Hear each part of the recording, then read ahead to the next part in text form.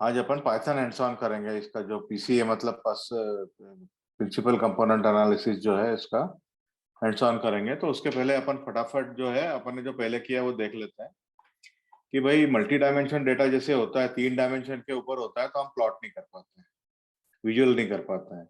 और जैसे जैसे डायमेंशनलिटी बढ़ती जाती है उसका जो मॉडल भी कॉम्प्लेक्स होता जाता है। और भी जो है बहुत सारे मतलब मॉडल कॉम्प्लेक्स होते जाता है और भी बहुत सारे प्रॉब्लम्स हैं। तो उसको हम बोलते हैं कर्व्स ऑफ डायमेंशनलिटी। तो जो तुम्हारे बिजनेस के लोग हैं वो जनरली चाहते हैं कि 6 से 10 या 6 से 12 फीचर से ज्यादा नहीं होना चाहिए फाइनल मॉडल में। और क्या होता है कि जब तुम्हारे पास 100-150 फीचर हैं तो हम पता नहीं लगा पाते हैं सिर्फ फीचर को देख के कि कौन सा हटाना कौन सा रखना। तो उस केस में हम क्या करते हैं, फिर प्रिंसिपल कंपोनेंट एनालिसिस लगा के जो है मतलब वो कम करते हैं, डायमेंशनलिटी जो है डायमेंशनलिटी कम करते हैं, डायमेंशन कम करते हैं। ठीक है ना। तो ये जो है ये प्रिंसिपल कंपोनेंट क्या होता है, मतलब जिस डायरेक्शन में मैक्सिमम वेरिएशन होता है डेटा में उस एक्सिस को हम प्रिंसिपल एक्सिस बोलते हैं और उसकी स्ट्रेंथ भी होती है। जैसे अभी आप ये डेटा देख रहे हैं इसमें 2 डायरेक्शन में वेरिएशन है। एक तो डायगोनल डायरेक्शन में वेरिएशन है जिसमें दिखाया एरो, बड़ा एरो दिखाया, और एक उसके परपेंडिकुलर डायरेक्शन में। तो 2 डायरेक्शन में वेरिएशन है। तो इनके 2 प्रिंसिपल कंपोनेंट है हमारे यहाँ पे। और प्रिंसिपल कंपोनेंट्स की जो है वो स्ट्रेंथ भी होती है और डायरेक्शन भी होती है। तो ये वेक्टर है आपके। What is principal component? Principal component is a linear combination of original features. मतलब जो ओरिजिनल फीचर अगर हमारे x1 x2 x3 है तो प्रिंसिपल कंपोनेंट अगर हमने PC1 PC2 लिया है तो PC1 होगा 2x1 3x2 5x3 इस तरह का होगा। और हो सकता है कि PC2 जो है वो 3x2 और 7x3 हो। इस तरह का मतलब कॉम्बिनेशन होता है, लीनियर कॉम्बिनेशन। और प्रिंसिपल कंपोनेंट जो है वो डायमेंशनलिटी तो कम करते हैं पर वो आपको जो है रिड्यूस नहीं कर पा, मतलब उनको इंटरप्रेट नहीं कर पाओगे और उससे रिजल्ट बराबर आएगा। आपका प्रेडिक्शन है जो है और जो लॉजिस्टिक रिग्रेशन और लीनियर रिग्रेशन कर रहे हो आप, तो आपका रिजल्ट जो है बराबर आएगा। ठीक है। तो इसमें देखिए ये ऑरेंज पॉइंट्स को देखिए, दो दो इसमें वेरिएशन है, दोनों डायरेक्शन उसने दिखाया है। एक डायरेक्शन में ज्यादा वेरिएशन है, दूसरे डायरेक्शन में कम वेरिएशन है। तो इसमें मतलब सबसे पहले इसकी प्रोसीजर है, हम डाटा सेट को ऑर्गेनाइज करते हैं, डाटा को सेंटर करते हैं। सेंटर करना मतलब उसका मीन लेके जो है सारे पॉइंट्स में से माइनस करते हैं, फिर कोवेरिएंस मैट्रिक्स बनाते हैं, उसके बाद आइगन वैल्यू आइगन वेक्टर निकालते हैं और जो आइगन वेक्टर होता है वही हमारा प्रिंसिपल कंपोनेंट होता है। तो ये 7 स्टेप्स हैं टोटल। सबसे पहले हमने डाटा ऑर्गेनाइज किया है, 6 पॉइंट्स लिए 2 डायरेक्शन में। इनका जो है मीन वेक्टर कंप्यूट किया, तो मीन वेक्टर कंप्यूट नहीं, x1 से x6 को जोड़ के 6 से डिवाइड किया, y1 टू y6 को जोड़ के 6 से डिवाइड किया, तो मीन वेक्टर आ गया। मीन वेक्टर निकालने के बाद हमने x1 और x2 सारे में से जो है वो मीन वेक्टर को डिवाइड किया। तो मीन वेक्टर क्या था, 4.5 और 5 था। तो सारे x1 में से हमने 4.5 डिवाइड किया और सारे y1 में से हमने 5 डिवाइड किया, तो x1 माइनस म्यू आ गया। तो ये जो है पॉइंट्स आ गए आपके जो राइट में दिख रहा है। तो इस तरह से हमको मीन मीन हटाने के बाद जो है ये सारे पॉइंट्स मिले जो नीचे दिख रहे हैं आपको ऑरेंज में। तो इट इज कॉल्ड सेंटरिंग। ये सेंटरिंग करने के बाद हमको ये फॉर्मूला लगाना पड़ता है xi माइनस म्यू और xi माइनस म्यू का ट्रांसपोज। तो ये जो आप अगर ये जैसे आप देख रहे हैं अभी यहाँ पे, तो ये आप वो जो आपका वेक्टर आया था यहाँ पीछे, ये जो पहला वेक्टर था -2.5 -4, ये आपने लिया और उसका फिर ट्रांसपोज लिया, मतलब रो वेक्टर को कॉलम बना दिया, उसे आपको 2 डायमेंशनल मैट्रिक्स मिला। तो ये इसी तरह का आपने सारे जो है 6 2 डायमेंशनल मैट्रिक्स मिल गए आपको x माइनस म्यू और x माइनस म्यू का ट्रांसपोज करने के बाद। ठीक है ना, सारे वेक्टर्स हैं, ध्यान रखिएगा। उसके बाद क्या हुआ कि मतलब उसके बाद हमको उसका मीन निकालना था। तो सारे का जो है सारे मैट्रिक्स के करस्पॉन्डिंग एलिमेंट हमने सम कर दिए और उसको 6 से डिवाइड कर दिया। यहाँ पे 6 से डिवाइड कर दिया m1 m2 यहाँ m1 से m6 जो है मैट्रिक्स से 6 से डिवाइड कर दिया, तो हमको कोवेरिएंस मैट्रिक्स मिल गया। तो कोवेरिएंस मैट्रिक्स जो राइट में आपको सबसे नीचे जो आपको ऑरेंज में दिख रहा है, कोवेरिएंस मैट्रिक्स मिल गया। कोवेरिएंस मैट्रिक्स निकालने के बाद जो हमारा ये फार्मूला, अगर हमको eigen eigen vector eigen values निकालनी है तो m minus lambda i is equal to 0। i identity matrix है, लेमडा जो है आइगन वैल्यू है और m जो है आपका कोवेरिएंस मैट्रिक्स है। तो इसका डिटरमिनेंट लिया आपने, तो ये जो आइडेंटिटी मैट्रिक्स को लेमडा से गुणा कर दिया, ये इस तरह का आपको डिटरमिनेंट मिला। डिटरमिनेंट को आपने सॉल्व किया तो आपको 2 आइगन वैल्यू मिल गई, लेमडा 1 और लेमडा 2। तो लेमडा 1 8.22 है, लेमडा 2 जो है 0.38 है, तो 0.38 जो है वो 8.22 के सामने निग्लिजिबल है, इसलिए पॉइंट जो सेकंड वाली को हमने निग्लेक्ट कर दिया, पहले वाली जो लेमडा 1 8.22 है उसको पकड़ लिया आइगन वैल्यू को। अब आइगन वैल्यू से हमको आइगन वेक्टर निकालना है, तो आइगन वेक्टर कैसे निकालते हैं? तो mx equal to lambda x, ये फार्मूला है। तो m जो है कोवेरिएंस मैट्रिक्स है, x जो है वो आइगन वेक्टर है और लेमडा जो है आइगन वैल्यू है। तो ये जब इसमें हम रखेंगे तो हमको ये इक्वेशन मिलते हैं, इस तरह के मैट्रिक्स इक्वेशन मिलते हैं, इक्वेशन 1 और 2। इसको हम 2 को जब सॉल्व करेंगे तो x1 upon x2 is equal to 2.55 upon 3.67। तो ये एक इक्वेशन मिलेगा अपने को, फ्रॉम 1 एंड 2 को सॉल्व करेंगे तो x1 is equal to 0.69 x2, एक ये इक्वेशन मिलेगा। और सेकंड इक्वेशन देखो आप, x1 upon x2 is equal to 2.55 upon 3.67 होगा, सेकंड इक्वेशन देखोगे तो ये देखिए x1 upon x2 is equal to 2.55 upon 3.67, तो ये आइगन वेक्टर मिल गया आपको। तो ये लाइन जो है आपके रिप्रेजेंट कर रही है x1 is equal to 0.69 x2 को। तो ये प्रिंसिपल कंपोनेंट जो है आपका, जो है ये प्रिंसिपल कंपोनेंट एक होगा, वेक्टर है, कॉलम वेक्टर है, x1 x2 इज 2.55 अपॉन 3.67। तो ये आपका आइगन वेक्टर जो होगा वही प्रिंसिपल कंपोनेंट है आपका, और ये सिंगल वेक्टर है, ठीक है। तो आप अगर आपको एक कोई फीचर सेट दिया गया है आपको 2 डायमेंशन में कि 2 1 है, इसको आपको जो है 2 1 जो है इसको आपको प्रिंसिपल कंपोनेंट्स में, मतलब 1 डायमेंशन, ये 2 डायमेंशन में है ना 2 1, तो इसको आपको 1 डायमेंशन में कन्वर्ट करना है। तो कैसे करेंगे? तो ये आपको 1 डायमेंशन में कन्वर्ट करना है, तो सबसे पहले आप ट्रांसपोज ऑफ आइगन वेक्टर निकालेंगे। तो आइगन वेक्टर हमने पीछे निकाला था 2.55 अपॉन 3.67, इसका ट्रांसपोज लिया तो रो वेक्टर बन गया है 2.55 और 3.67। और जो फीचर वेक्टर है, मतलब 2 1 जो फीचर वेक्टर है, इसमें जो मीन वेक्टर जो हमने पहले कैलकुलेट किया था, 6 मैट्रिक्स का मीन वेक्टर, वो माइनस करना है। इसके बाद जब इनको आप मल्टीप्लाई करेंगे तो आपको सिंगल वैल्यू मिलेगी। तो ये आपने 2 डायमेंशनल डेटा को जो है सिंगल डायमेंशनल में ट्रांसफर कर दिया। बस यही है कि ये जो है इंटरप्रेटेबल नहीं होता है। अब इसके एडवांटेज और डिसएडवांटेज तो अपन डिस्कस कर चुके हैं, और मतलब अब अपन जो है इसका मतलब ये देखिए, इमेज प्रोसेसिंग में इसका एप्लीकेशन है, स्पीच रिकॉग्निशन में है, फिर रिकमेंडेशन इंजन में है, और टेक्स्ट प्रोसेसिंग में। तो ये क्यों है? ये जितने भी बिजनेस प्रॉब्लम्स है, इन सब में नंबर ऑफ डायमेंशन जो है वो नंबर ऑफ मतलब थाउजेंड और मिलियंस में जाते हैं, जो नंबर ऑफ फीचर्स होते हैं। इमेज में क्या होता है, हर एक पिक्सल जो होती है एक फीचर होता है, तो इमेज प्रोसेसिंग में जो नंबर ऑफ फीचर्स है वो थाउजेंड्स में जाते हैं। फीस रिकॉग्निशन और टेक्स्ट प्रोसेसिंग में जो है, जो आपके नंबर ऑफ फीचर्स है वो मिलियंस में भी जा सकते हैं। तो जब आपके नंबर ऑफ फीचर्स इतने हाई हो जाते हैं तो उनको आपको कम करना जरूरी हो जाता है, तो आप पीसीए लगा के कम कर सकते हैं। तो ये हमारी थी कल तक की स्टोरी। अब अपन जो है आज थोड़ा पाइथन हैंड्स ऑन देखेंगे। तो ये अभी तक का रिवीजन था कल का, और अब अपन जो है पाइथन हैंड्स ऑन देखेंगे इसका, ठीक है। तो पाइथन हैंड्स ऑन में अपन वही बंदे का वापस देख रहे हैं, प्रशांत बैनर्जी का, with due credits to mister Prashant Banerjee.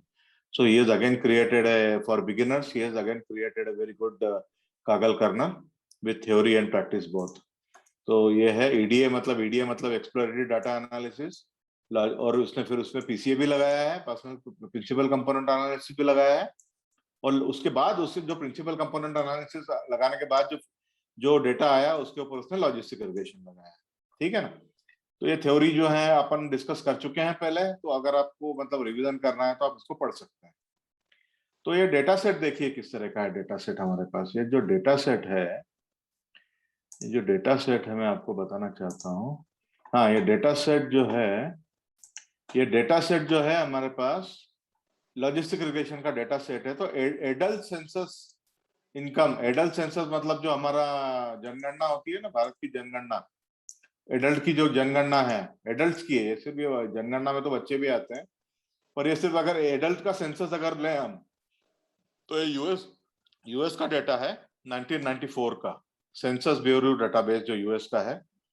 और उसमें ये पता लगा रहा है कि ये पर्टिकुलर एडल्ट जिसका हम बात कर रहे हैं, जो रिकॉर्ड है, जैसे हमारा हर रिकॉर्ड एक एडल्ट को रिप्रेजेंट कर रहा है, तो उसमें हमको ये पता लगाना है, यस और नो पता लगाना है कि इस एडल्ट की इनकम जो है $50,000 से ऊपर है कि $50,000 से नीचे है। बस यस, अगर $50,000 से ऊपर है तो यस, और अगर $50 से नीचे है तो नो। इस तरह का ये लॉजिस्टिक रिग्रेशन जैसे कि आपको पता है ये क्लासिफिकेशन प्रॉब्लम होता है। तो यहाँ हम क्लासिफाई कर रहे हैं, दो सेट में क्लासिफाई कर रहे हैं। हमारा जो एडल्ट है उसको 50,000 से ऊपर इनकम मतलब यस, और 50,000 से इनकम नीचे मतलब नो। इस तरह का हमारा डेटा सेट है। ठीक है, तो अपन डेटा सेट के ज्यादा डिटेल में ना जाते हुए मैं आपको सीधे जो ही ऐसे देखिए नमपाई पांडास को इंपोर्ट किया, सीबॉर्न को इंपोर्ट किया, मैटप्लॉटलिब डॉट पाईप्लॉट को इमेज किया, सारा कई बार कर चुके हैं। मैटप्लॉटलिब इनलाइन जो है हम करते हैं क्योंकि हमें उसी जो है उसी नोटबुक में हमको जो प्लॉट चाहिए होते हैं। फिर ये वार्निंग इग्नोर इग्नोर करने के लिए हमको चाहिए, वार्निंग को इग्नोर करने के लिए कोड है, क्योंकि जो आपका ये पाइथन काफी साइकिट लर्न और दूसरे जो पारा जो आपके लाइब्रेरीज हैं काफी वार्निंग्स दे देती हैं, अननेसेसरी वार्निंग जो अनाया कर सकती है, मतलब बहुत इरिटेटिंग होती है वो, तो हम उनको इग्नोर करते हैं। तो ये जो पूरा कोड है यहाँ तक, ये तो आपको करीब करीब सभी प्रॉब्लम्स में लगाना है, क्योंकि आपको नमपाई लगेगा, पांडास लगेगा, मैटप्लॉटलिब लगेगा, सीबॉर्न लगेगा, और आप फाइल को इग्नोर वार्निंग को इग्नोर करेंगे तो ये तो आप मतलब ये तो आप करीब करीब यहाँ से उठा के ये तो आप रेडी करके किसी भी प्रॉब्लम में ब्लाइंडली कॉपी कर लीजिए, आपको सब बार यूज होगा। इस कोड की आपको जरूरत नहीं है, सिर्फ लिस्ट कर रहा है डायरेक्टरी में, इनपुट डायरेक्टरी में क्या क्या है वो लिस्ट कर रहा है। अब ये देखिए इसमें यहाँ से शुरू करिए कोड जो अपन शुरू करते हैं, ये इस कोड की भी हमको जरूरत नहीं है अभी इतने। ये देखिए कोड में क्या कर रहा है, ये जो है फाइल को पढ़ रहा है। फाइल का पहले पाथ दिया है इसने, आप कंप्लीट पाथ दीजिए यहाँ पे फाइल का।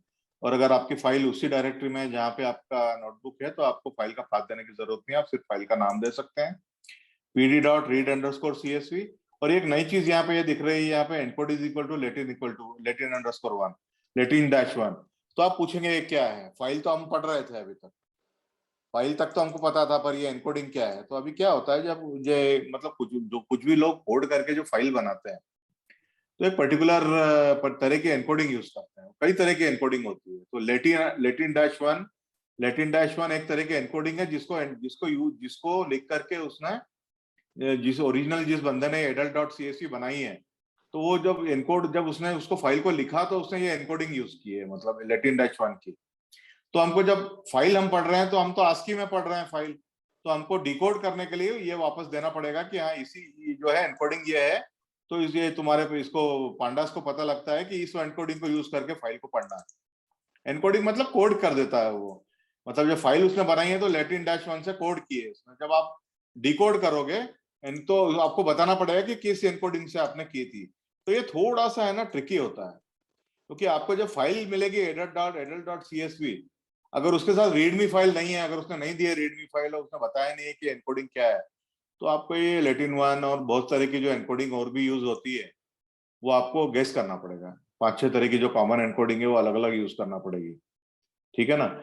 और आप थोड़ा ढूंढेंगे ना तो आपको स्टैक ओवरफ्लो पे एक जनरलाइज कोड मिलेगा कि जिसमें किसी भी तरह की एनकोडिंग हो और उसमें आप फाइल नेम दो, तो फाइल नेम पढ़ने के साथ ही बता देता है कि इस फाइल की एनकोडिंग किस तरह की है।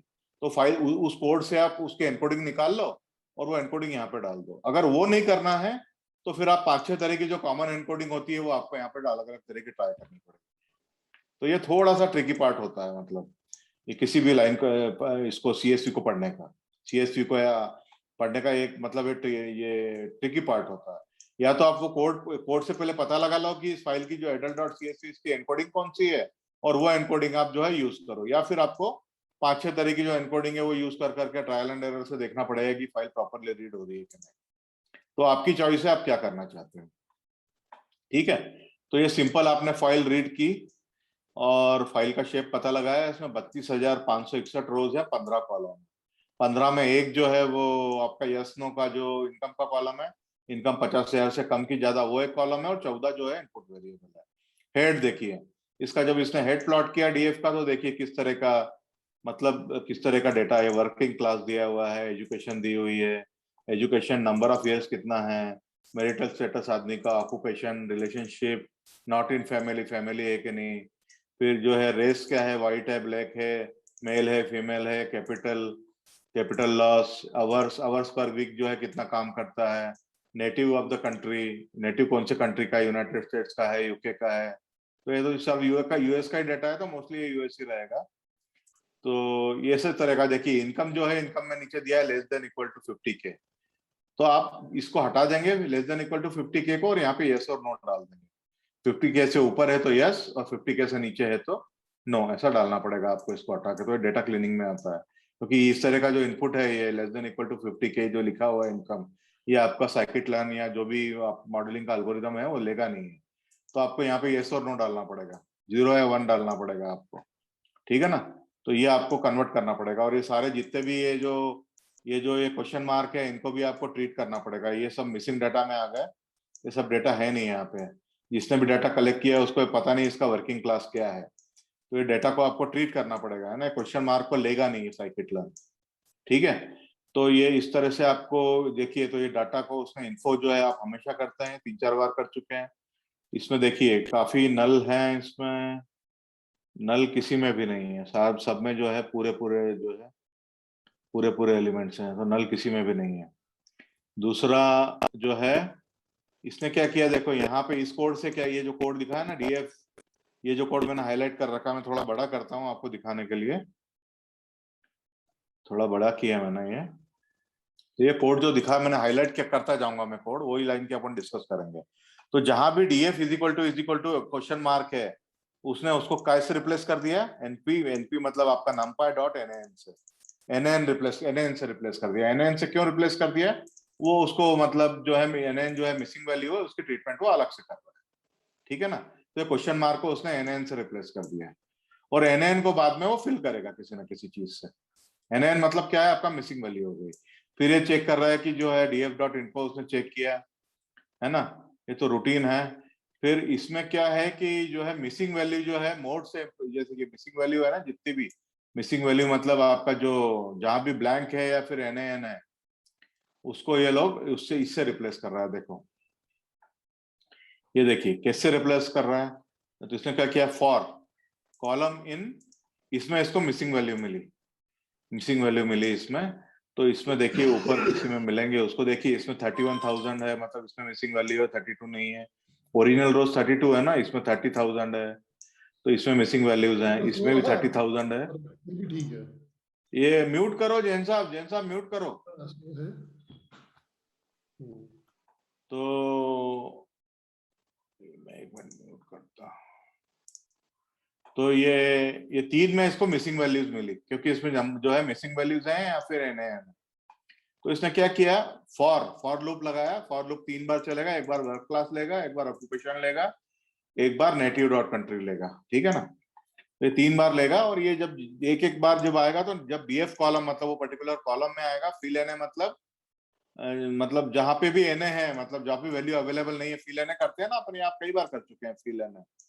तो एनए को कैसे फिल करना है, मोड से फिल करना है। तो मोड कैसे निकाला उसने, डीएफ मतलब कॉलम, उसी कॉलम का नाम लिया, column DF column dot mode. तो डॉट मोड और 0 क्यों लिया है इसमें, 0 इसलिए लिया है क्योंकि मोड आपके जो है ज्यादा हो सकते हैं, एक से ज्यादा वैल्यू हो सकती है मोड की जो है एक से ज्यादा वैल्यू हो सकती है। तो इसलिए उसने जब सबसे पहला वाला मोड पकड़ा, inplace is equal to true, ठीक है ना। तो ये तीनों कॉलम को इसने क्या किया, जो कॉलम, आप ये ध्यान रखिए कि कॉलम, तीनों कॉलम में उसने क्या किया, जितनी भी एनए वैल्यू थी, मतलब जहां पे भी ब्लैंक था या एनए था, उसको उसने मोड से रिप्लेस कर दिया, ठीक है। यहाँ से मोड से रिप्लेस कर दिया। और उसके बाद फिर ये डीएफ नल आप कई बार कर चुके हैं, इस नल सम तो देख रहा है आप, किसी में भी नल वैल्यू नहीं है, सब जो है फिल हो चुके हैं, ठीक है ना, सब जो है फिल हो चुके हैं। तो अब ये क्या कर रहा है कि एक्स और वाई बना रहा है। तो देख रहे हैं इनकम, जो हम पहले ही जानते थे कि इनकम जो है वो आपका जो है वो y वेरिएबल है, तो यहाँ ड्रॉप किया है उसने, यहाँ कई बार कर चुके हैं। x equal to 1, inplace is equal to true नहीं किया है, मतलब वो टेम्पररीली ड्रॉप होगा। और y is equal to DF income, X Y बना लिए।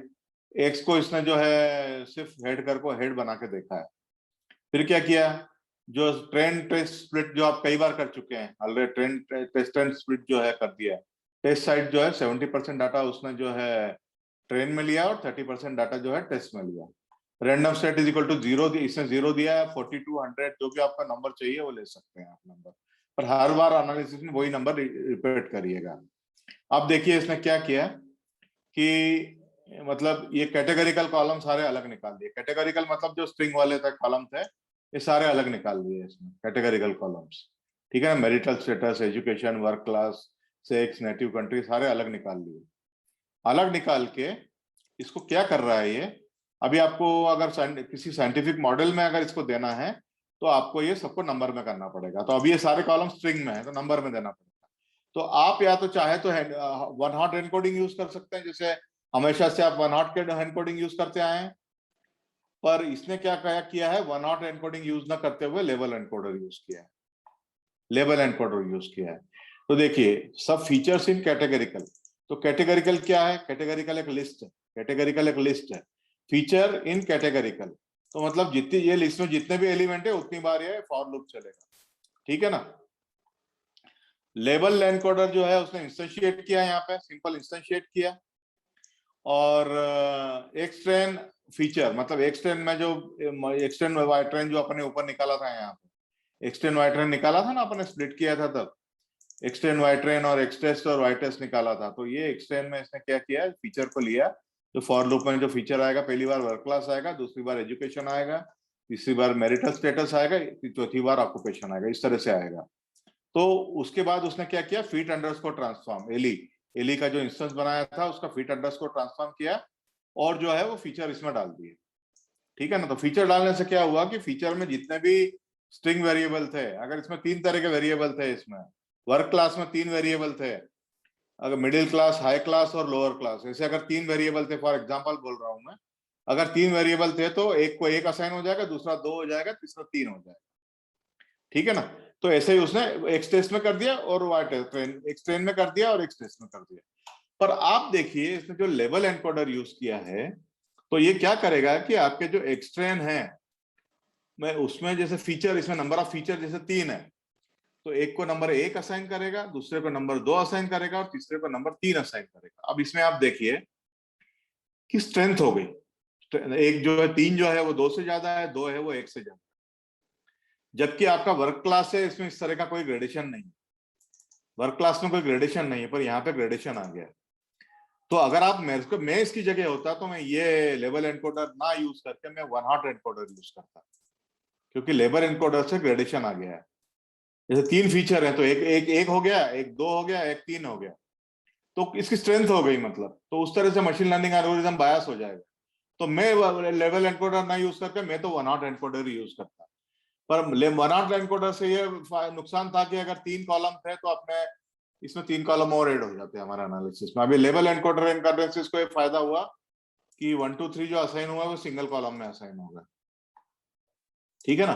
तो ये समझ में आया आपको कि लेवल एनकोडर और वन हॉट एनकोडर में क्या डिफरेंस है? सोमन बता सकते हो वन हॉट लेवल एनकोडर और वन हॉट एनकोडर में क्या डिफरेंस है? सर वन हॉट एनकोडर जो होता है वो येस नो के बेसिस पे अलग अलग क्लासेस को 0 1 0 1 0 1 में क्लासिफाई करता है। अगर मतलब वो क्लास आ रही है तो 1, नहीं है तो 0। तो उससे हमें एक्स्ट्रा कॉलम्स मिल जाते हैं किसी फीचर के, हर कैटेगरिकल फीचर के हर हाँ, तो हर एक का एक एक्स्ट्रा कॉलम बन जाता है, राइट। हाँ। और लेबल एनकोडर में वो जो भी फीचर्स है उनको नंबर्स असाइन कर देता है। तो लेबल एनकोडर एक्चुअली अगर ऑर्डिनल डेटा है तो उसके लिए बेटर है। हाँ, अगर आपकी अगर ग्रेडेशन है तो बेटर है। हाँ अब देखिए मैं बोल रहा हूँ इनमें से एक भी ऐसा वेरिएबल नहीं है जिसमें ग्रेडेशन है। एजुकेशन में ग्रेडेशन हो सकता है कि middle class, middle school, high school, college, post graduation, ये ग्रेडेशन हो सकता है एजुकेशन में। पर वर्क क्लास में कोई ग्रेडेशन नहीं है, marital status, merit non merit में नहीं है, ऑक्यूपेशन में कोई ग्रेडेशन नहीं है, रेस अगर व्हाइट ब्लैक है इसमें कोई ग्रेडेशन नहीं है, सेक्स मेल फीमेल इसमें कोई ग्रेडेशन नहीं है, कंट्री यूनाइटेड स्टेट यूके कुछ भी हो ग्रेडेशन नहीं है। तो लेबल एनकोडर मेरे ख्याल से एजुकेशन को छोड़ के बाकी सारे के लिए इसने अगर लेवल एनकोडर इसने इजी इजी का उसने उसका प्रॉब्लम इजी करने के लिए लेवल एनकोडर यूज किया है। पर मेरा ख्याल है ये इतना सही नहीं है। मैं अगर इसकी जगह होता तो एजुकेशन के लिए तो मैं लेवल एनकोडर यूज करता, और बाकी जितने भी वेरिएबल है सबके लिए जो है मैं वन हॉट एनकोडर यूज करता। That would have been more correct. पर उसका एक नुकसान होता वन हॉट एनकोडर यूज करने का कि जो नंबर ऑफ कॉलम जो है हमारे एनालिसिस के जो है बहुत बढ़ जाते हैं, है ना। जितनी भी हमारी टोटल क्लासेस होती है उतने नंबर ऑफ कॉलम ऐड हो जाते हैं। तो मेरा ख्याल है उसने नंबर ऑफ कॉलम नहीं बढ़े वो यूज करने के लिए उसने थोड़ी एक्यूरेसी कॉम्प्रोमाइज कर ली और जो है लो लेवल एनकोडर यूज कर लिया है। तो मैं इसकी जगह होता मैं तो वन हॉट एनकोडर यूज करता, ठीक है ना। तो अगर किसी का समझ में नहीं आया है तो थोड़ा डिफरेंस देखिए आप लोग कि लेबल एनकोडर और वन हॉट एनकोडर में क्या डिफरेंस होता है। What is the difference between label encoder and one hot encoder, ये नोट कर लीजिए आप। और थोड़ा वेब पे सर्च कीजिए और कौन सा कब यूज करते हैं ये देखिए, ठीक है ना। तो ये आप थोड़ा देखिएगा। तो आप अभी मान लीजिए आपने चाहे वन हॉट एनकोडर यूज किया या लेबल एनकोडर यूज किया, दोनों से आपको क्या होगा कि ये जितने भी स्ट्रिंग वेरिएबल है, आपके कैटेगरिकल वेरिएबल है, सारे नंबर में कन्वर्ट हो जाए, ठीक है ना। तो नंबर में कन्वर्ट करने के बाद उसने एक और चीज यूज की है, उसने जो है, मैंने आपको पहले बताया था कि जब अपन प्रिंसिपल कंपोनेंट एनालिसिस लगाते हैं तो सारा डेटा को अपन एक ही स्केल पे लाना जरूरी होता है, अलग अलग स्ट्रेंथ पे नहीं चलता है डेटा। मतलब अगर कोई थाउजेंड्स में है, कुछ हंड्रेड्स में है, कोई यूनिट्स में है, तो ऐसा नहीं चलता है। कोई कॉलम जैसे थाउजेंड्स में है, कोई मिलियंस में है, कोई थाउजेंड जो है हंड्रेड्स में है, या कोई टेंस में है, ऐसा नहीं चलता है। सबको एक ही स्केल पे लाना पड़ता है पीसीए के पहले। इसका रीजन भी मैंने आपको बताया था। तो दो तरह के स्केलर हम जो मेनली यूज करते हैं, स्टैंडर्ड स्केलर और मिन मैक्स स्केलर। तो आप अभी लिख लीजिए, अगर आप नोट्स ले रहे हैं तो लिख लीजिए कि स्टैंडर्ड स्केलर और मिन मैक्स स्केलर क्या होता है और उन दोनों में क्या डिफरेंस होता है। मैं आपसे कई बार पहले भी रिक्वेस्ट कर चुका हूं कि आप ये दोनों का डिफरेंस देखिए। कि सबसे पहले तो देखिए कि स्केलिंग क्या होती है, नॉर्मलाइजेशन और स्केलिंग में क्या डिफरेंस होता है, और मिन मैक्स स्केलर और स्टैंडर्ड स्केलर में क्या डिफरेंस होता है, ये मैं आपको पहले बता चुका हूं। और आप अभी इसको नोट करके अगर आप अभी देखेंगे तो आपके कंसेप्ट ज्यादा क्लियर होंगे, ठीक है ना।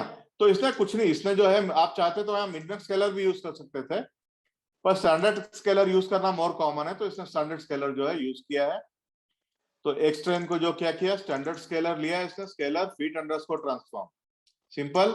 और ये कॉलम के नाम जो है, ये स्टैंडर्ड स्केलर जो है आपको जो है अरे देगा, नमपाई का अरे देगा, तो कॉलम के नाम चले जाएंगे, मतलब कॉलम के हेडिंग चले जाएंगे। तो यहाँ पे इसने कॉलम के हेडिंग कन्वर्ट कर दिए। कॉलम के हेडिंग जो है एक्स डॉट कॉलम से कॉलम के हेडिंग ले लिए और उसको पीडी डॉट डाटा फ्रेम में कन्वर्ट कर दिया। सेम उसने एक्स टेस्ट के लिए भी कर दिया। जो स्केलर लेके स्केलर ले, ये जो आपकी लाइन है ना, ये वाली लाइन आपकी, ये आपको नमपाई का अरे देगी जिसमें कि कॉलम के हेडर नहीं होंगे। पर आपको तो कॉलम के हेडर भी चाहिए, डाटा फ्रेम चाहिए आपको, तो आप पीडी डॉट डाटा फ्रेम लगाओ और column is equal to X dot column जब आप ले लोगे तो आपके ऑटोमेटिकली वो अरे जो है यहाँ यहाँ यहाँ जो अरे आएगा उसको कॉलम नेम असाइन हो जाएगा। तो एक्स ट्रेन को वाई ट्रेन को इसने जो एक्स ट्रेन और वाई एक्स ट्रेन और एक्स टेस्ट जो है इसको जो है इसने डाटा फ्रेम में कन्वर्ट कर लिया। अभी सबका स्केल एक हो गया है। अब देखिए, मैं आपको आपके लिए फिर भी मैंने रखा हुआ है कि दोनों में डिफरेंस क्या होता है। देखिए, स्टैंडर्ड स्केलर जो होता है, स्टैंडर्ड स्केलर सारे कॉलम्स को, सारे कॉलम का मीन जो है वो 0 पे कन्वर्ट कर देता है और स्टैंडर्ड डेविएशन जो है 1 में कन्वर्ट कर देता है। स्टैंडर्ड स्केलर जो है मीन, मतलब सारे कॉलम्स का मीन जो है 0 हो जाएगा और स्टैंडर्ड डेविएशन 1 हो जाएगा स्टैंडर्ड स्केलर में। पर मिन मैक्स स्केलर क्या करता है, सारे कॉलम का जो है मिनिमम 0 कर देगा और मैक्सिमम 1 कर देगा, ठीक है ना। अब मिन मैक्स स्केलर कब यूज करना, स्टैंडर्ड स्केलर कब यूज करना, ये अभी थोड़ा आप थोड़ा जो है आपको, मतलब इस पे थोड़ा अपने आप को एजुकेट करने की जरूरत पड़ेगी। थोड़ा आप यूज करिए ये स्टैंडर्ड स्केलर और मिन मैक्स स्केलर क्या होता है और ये कब यूज करते हैं, किन किन कंडीशन में हम कौन सा यूज करते हैं, ठीक है ना। तो ये मैंने आपको बता दिया कि स्टैंडर्ड स्केलर जो है आपका जो है मीन जो है सारे कॉलम्स का मीन जो है 0 कर देगा और जो है स्टैंडर्ड डेविएशन 1 कर देगा। और मिन मैक्स स्केलर क्या करता है, सारे कॉलम का जो मिनिमम है वो 0 करता है और स्टैंडर्ड डेविएशन जो है नहीं, मिनिमम 0 कर देता है और मैक्सिमम में जो है 1 कर देता है। तो अभी यहाँ इसने स्टैंडर्ड स्केलर यूज किया है जिसमें कि मीन 0 हो जाता है सारे कॉलम का और सारे कॉलम का जो है स्टैंडर्ड डेविएशन 1 हो जाता है। तो इस तरह से क्या हुआ कि हमारे जितने भी कॉलम थे सारे जो है एक स्केल पे आ गए। तो उसने देखो ये प्रिंट करके बताया है, उसने कुछ नहीं एक्सटेंड को प्रिंट किया है। अब देखिए इसने क्या किया, लॉजिस्टिक रिग्रेशन को इसने कॉल किया। लॉजिस्टिक जो है, लॉजिस्टिक रिग्रेशन हम इंपोर्ट करते हैं वो किया। एक्यूरेसी स्कोर जो है sklearn डॉट मैट्रिक्स से इंपोर्ट किया, जो हमेशा करते हैं। लॉजिस्टिक रिग्रेशन को इंस्टेंशिएट किया, फिट किया लॉजिस्टिक रिग्रेशन में। ये स्टेप तो हमेशा आप कई बार कर चुके हैं, पिछली बार भी आप लॉजिस्टिक रिग्रेशन कर चुके हैं। और उसके बाद प्रेडिक्ट किया। प्रेडिक्ट करने के बाद इसने एक्यूरेसी स्कोर जो आपने इंपोर्ट किया था, यहाँ पे एक्यूरेसी स्कोर इंपोर्ट किया था, इसमें एक्स टेस्ट दिया जो ओरिजिनल आपका एक्स टेस्ट था और वाई प्रेडिक्शन दे दिया जो प्रेडिक्ट यहाँ से किया था आपने।